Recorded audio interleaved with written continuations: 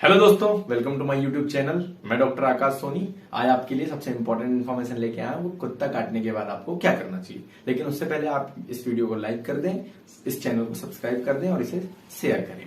ठीक है दोस्तों, सबसे पहले मैं आपको बताना चाहता हूँ कि अगर आपको कुत्ते ने काटे तो आपको क्या करना है। इंडिया में आप जानते हैं स्ट्रीट डॉग बहुत सारे हो गए और पालतू कुत्ते की भी बहुत सारी ऐसी वीडियो आ रही है कि कुत्ते ने काटा, पालतू कुत्ते ने लिफ्ट में काटा, और बहुत सारी सीसीटीवी फुटेज आप देखते होंगे लगातार न्यूज में, वो बनी ही रहती है। ठीक है, इंडिया में अप्रोक्सीमेटली 20,000 से ज्यादा मामले हर साल इससे ज्यादा आते हैं। ठीक है, बहुत सारे लोग डेथ भी हो जाते हैं इसके कारण।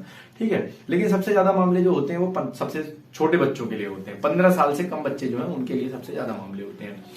और गवर्नमेंट ऑफ इंडिया की रिपोर्ट भी है कि 40% से ज्यादा वैक्सीन जो वो बना रहे हैं उसको 5 से लेके 14 साल के बच्चों पे ही लगाया जा रहा है, क्योंकि उनके मामले ज्यादा आ रहे हैं। अब कुत्ता काटने से होता क्या है? कुत्ता काटने से आपको रेबीज नामक एक बीमारी होती है जिसे मेडिकल टर्मिनोलॉजी में हाइड्रोफोबिया भी कहते हैं। अगर ऐसा हो जाता है तो ये मान लीजिए कि 100% मृत्यु फिक्स है। इसमें पानी से आपको डर लगने लगता है, मसल कांटेक्ट होने लगता है, वो बात की बात है। ठीक है, और डेथ होने का मेन कारण क्या होता है? इंसेफेलोमाइलाइटिस होता है, इसके कारण डेथ होती है। और सिर्फ कुत्ता ही नहीं बल्कि कैट हो गया, जैकाल हो गया, वॉल्व्स हो गए, बैट और लिक्स हो गए, ये लोग, इनके कारण भी रेबीज होने का खतरा रहता है। ठीक है, अब हम देखते हैं कि कुत्ता काटने के बाद होता क्या है। जैसे मान लीजिए आपको कुत्ते ने काट लिया, तो कुत्ते ने काट लिया तो सबसे पहले आपको ये पता करना है कि कितना डीप काटा है, वुंड की सीवियरिटी क्या है। अगर कुत्ते ने लिक किया है आपके इंटैक्ट स्किन पे, या फिर नॉर्मली आपने उसको टच किया है इस तरीके से, मतलब कोई भी एब्रेजन, कोई कट वगैरह नहीं है, तो देखिए वो कैटेगरी 1 में आता है। इसके लिए जनरली कोई ट्रीटमेंट की आवश्यकता नहीं होती है। अगर आपको उसने स्क्रैच किया है, नॉर्मली ऐसे क्या स्क्रैच किया है लेकिन ब्लड वगैरह नहीं निकला है, बस स्क्रैच किया है, नॉर्मल स्क्रैच वगैरह हुआ है, तो आपको बहुत ज्यादा टेंशन लेने की जरूरत नहीं, लेकिन इसमें आपको ट्रीटमेंट लेने की जरूरत है। उसके बाद आते हैं तीसरी कैटेगरी में आपको बहुत तेज से एकदम पकड़ लिया है, मसल वगैरह टीयर हो गए, आपके खून वगैरह बहुत सारा निकल गया है और आप बहुत ज्यादा, आपको बहुत बड़ा वुंड हो गया है या फिर इस तरीके से हो गया है, तो ये मान लीजिए इसमें आपको ट्रीटमेंट लेने की जरूरत है। मतलब आपको लास्ट के दोनों कैटेगरी में ट्रीटमेंट लेने की जरूरत है। तो ट्रीटमेंट के कुछ स्टेप्स होते हैं, आपको उसे फॉलो करना है। कुछ स्टेप्स आप जैसे ही कुत्ता काटे उसके तुरंत बाद आपको करना है, कुछ स्टेप्स हॉस्पिटल फॉलो करते हैं।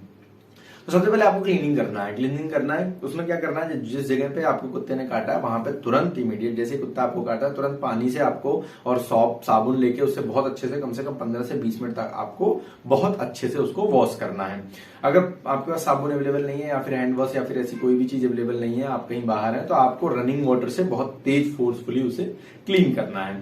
अगर ये बहुत अच्छे से हो गया 15 से 20 मिनट, उसके बाद आपको करना है किसी न किसी केमिकल का यूज। कौन से केमिकल का यूज करना है? टिंचर, आपको पता होगा टिंचर सब जगह अवेलेबल भी रहता है। टिंचर आयोडीन आपको लेके उसे क्लीन करना है। टिंचर आयोडीन अवेलेबल नहीं है तो पोविडीन आयोडीन का 0.01% सोल्यूशन हो वो भी चलेगा, उससे क्लीन कर सकते हैं। अगर वो भी अवेलेबल नहीं हो तो एथाइल अल्कोहल 400 to 700 ml पर लीटर के कंसेंट्रेशन के हिसाब से आप इससे भी क्लीन कर सकते हैं।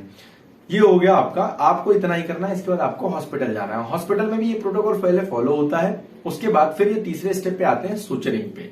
तो हॉस्पिटल में भी आप देखेंगे कि जो अगर आपका बड़ा वुंड है तो वो सूचर नहीं कर, अगर आप छोटा वुंड है तो सूचर नहीं करते, लेकिन अगर बड़ा वुंड भी है तो भी वो सूचर करने से पहले बहुत अच्छे से उसे साफ करते हैं, अच्छे से उसे क्लीन करते हैं। उसके बाद भी वो तुरंत उसे सूचर नहीं करते हैं, उसे 24 से लेकर 48 घंटे तक उसे ओपन रखा जाता है। उसके बाद उसे सूचर किया जाता है।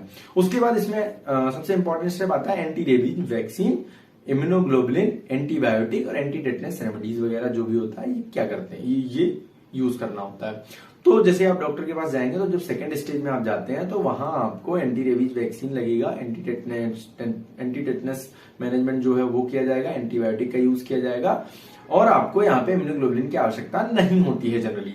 लेकिन अगर आप स्टेज 3 वाली कैटेगरी में आते हैं जहां डीप वुंड है, वहां आपको लोकल इम्यूनोग्लोबुलिन लगाया जाता है और इसके साथ साथ आपको एंटी रेबीज वैक्सीन दी जाती है। उसके कुछ डोजेज होते हैं। हम देखते हैं अब अगले स्टेप में हम ये देखेंगे कि किस तरीके से आपको वो ट्रीटमेंट जो एंटी रेबीज वैक्सीन है उसको कैसे दिया जाता है।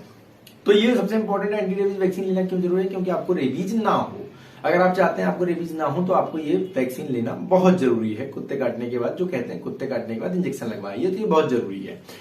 नहीं तो 100% डेथ रेट होती है अगर आपको रेबीज हो जाता है। और आपको डॉग को भी वॉच करना है। अगर 10 दिन के अंदर कुत्ता मर जाता है तो ये मान लीजिए उसे रेबीज था, तो ये मान लीजिए आप हाई रिस्क पे हैं, तो ये वॉच करना बहुत जरूरी है।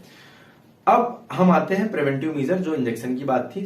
3 तरीके का होता है, 3 तरीके की कैटेगरी बनती है। एक तो पोस्ट एक्सपोजर जो केसेस होते हैं, जैसे आपको कुत्ता काट लिया उसके बाद आप आए तो उसमें आपको क्या करना है। दूसरा होता है प्री एक्सपोजर, काटने से पहले ही आप आए। ये किसके लिए है? ये उन लोगों के लिए है जो वेटनरी प्रोफेशनल्स हैं या उनके घर में, जिनके घर में ज्यादा कुत्ते हैं, या फिर ऐसा कोई बंदा जो एनिमल्स के बीच में ज्यादा रहता है, मतलब रैबिड एनिमल, जो मैंने आपको एनिमल बताया उनके बीच में ज्यादा रहता है। एक ऐसा है जो ऑलरेडी वैक्सीनेटेड था, मतलब प्री एक्सपोजर इसी में वैक्सीनेटेड था, उसको डाउट था, वो वैक्सीनेटेड था, उसके बाद उसे कुत्ते निकाल ले। तो 3 कैटेगरी होती है। हम देखेंगे कि तीनों कैटेगरी में कैसे कैसे लेते हैं। सबसे पहले हम आते हैं पोस्ट एक्सपोजर प्रोफाइलेक्सिस में।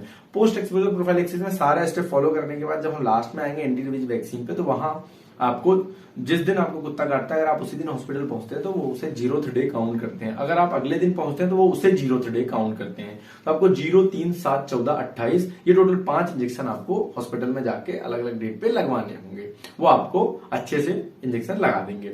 उसके बाद आता है प्री एक्सपोजर प्रोफाइलेक्सिस, जो डाउट में रहते हैं, तो उन्हें 3 डोज लेने की बस जरूरत होती है, 0, 7 और 21 या फिर 28 डे को ये ले लें। और अब आप पूछेंगे कि भाई ये कितनी बार लेना है, कब तक लेना है? एक बार ले लिया फिर हमेशा जीवन भर के लिए? तो नहीं, आपको हर 6 महीने में स्क्रीनिंग करानी है। अगर आप हाई रिस्क पे हैं, अगर आप लो रिस्क पे हैं, एक आध कुत्ता आपने पाल रखा, आपने फिर भी प्री एक्सपोजर प्रोफाइलेक्सिस ले लिया है, तो फिर आपको हर 2 साल में स्क्रीनिंग कराने की जरूरत है अपनी एंटीबॉडी की। अगर ऑलरेडी कोई वैक्सीनेटेड है, उसको कुत्ते ने काट लिया, तो उसे सिर्फ 2 डोज लेने की जरूरत पड़ती है और वो इम्यूनोग्लोबुलिन ले लेता है 0th डे और 3rd डे पे।